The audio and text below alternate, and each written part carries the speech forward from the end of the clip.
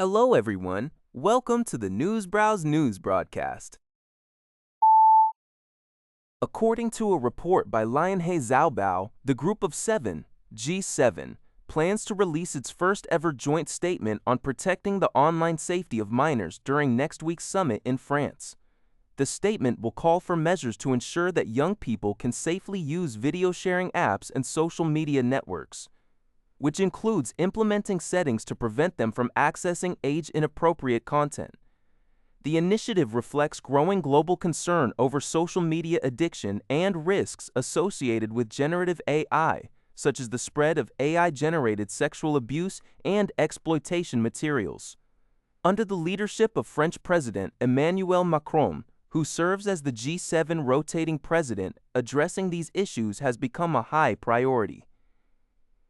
While none of the G7 nations currently enforce a nationwide mandatory minimum age limit for social media use, several member states are already advancing relevant legislation.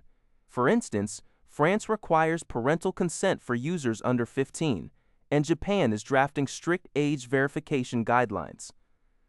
Additionally, the G7 will address other global matters at the summit, including critical mineral supply chains, international balance of payments, and support for developing countries.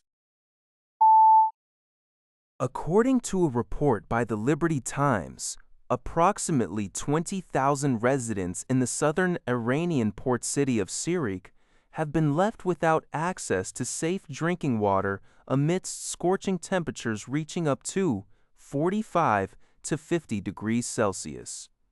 The water crisis was triggered by U.S. airstrikes that damaged two local reservoirs. The U.S. launched these strikes in Jask, Sirik, and Kesh Island after claiming that Iran had shot down an Apache helicopter over the Persian Gulf.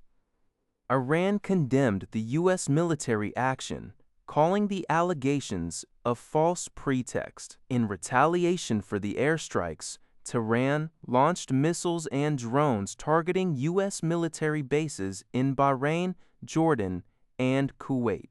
Local water officials in Hormozgan province are currently working to find alternative water supply solutions for the affected villages, as groundwater levels in the area are insufficient to replenish the damaged reservoirs.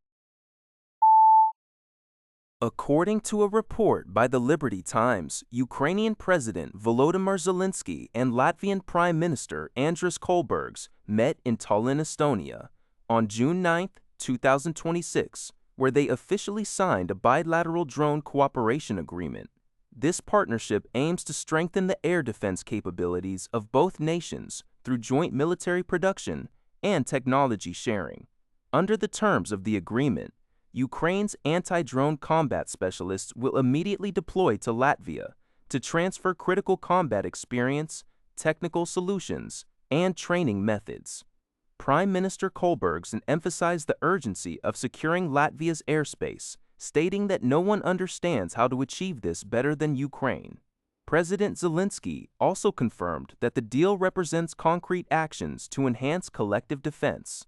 Ukraine's National Security and Defense Council Chairman, Rustam Umerov, noted that Latvia is now the sixth nation to join Kyiv's drone cooperation initiative. Since the outbreak of regional conflicts in early 2026, Ukraine has successfully leveraged its drone combat expertise as a key diplomatic asset, with nearly 20 other countries expressing strong interest in similar bilateral drone agreements. According to UPI, South Korean stocks plummeted on Wednesday, with the benchmark Korea Composite Stock Price Index, KOSPI, shedding 366.111 points, or 4.52%, to close at 7,730.82. The sharp decline almost erased the previous day's gains, which had surged over 8%. The market downturn was driven by escalating geopolitical tensions in the Middle East after the United States launched retaliatory strikes against Iran following the downing of an American Apache helicopter in the Strait of Hormuz. Additionally, a tech slump on Wall Street fueled by valuation concerns over artificial intelligence, AI, stocks, further dampened investor sentiment. foreign investors continued their selling streak for the 23rd consecutive session, dumping a net 2.77 trillion won. Due to the rapid drop, the Korea Exchange temporarily activated a sell-side CAR, halting program trading for 5 minutes. Major tech giants led the declines in Seoul, with Samsung Electronics falling 6.06% and SK Hynix plunging 7.54%. Meanwhile, the South Korean won weakened against the US dollar, closing down 12.1 at 1,524.21. That's all for this video. Thank you for watching. See you in the next video.